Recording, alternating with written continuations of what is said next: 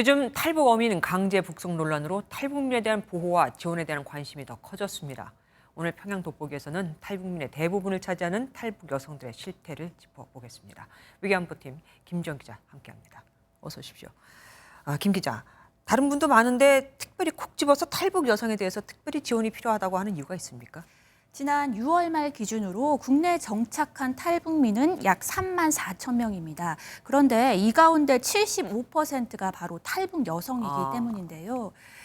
탈북 여성은 자녀를 위해 위험을 감수하고 탈북을 결심하는 경우가 대부분이어서 자녀까지 생각한다면 탈북 여성 가정에 초점을 맞출 필요가 있습니다. 이해가 됐습니다. 그러고 보니까 3년 전에 그 탈북민 모자가 숨진 채 발견됐던 사건도 있었죠. 네, 바로 한성욱 모자 사건 기억하실 텐데요. 2019년 7월 서울 관악구의 한 아파트에서 탈북민 한성욱 씨와 그 아들이 사망한 채 발견된 사건입니다.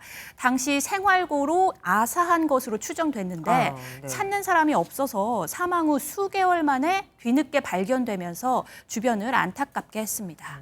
그러면 탈북 여성들이 가장 힘들다고 호소하는 거는 뭐가 있습니까? 바로 북송 트라우마입니다.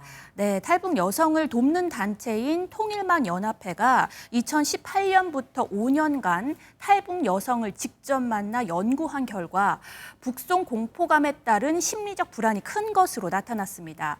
한국으로 오기 전에 중국을 거치는 과정에서 불시에 들이닥쳐 북송하는 공안의 위협에 365일 시달렸기 때문인데 네. 악몽을 꾸거나 심한 경우엔 자살 충동까지 느낀다고 합니다.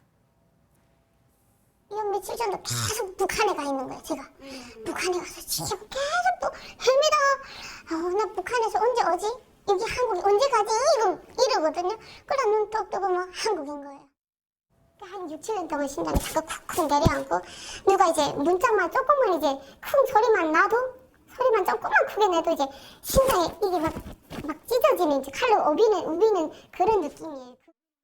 저 정도면 정상적인 가정생활, 일반 생활도 하기 힘들겠습니다. 네, 맞습니다. 그런데 심리 치료는 뭐 생각조차 못하고요. 바로 생계전선에 뛰어들지만 당연히 상황은 녹록지 않습니다.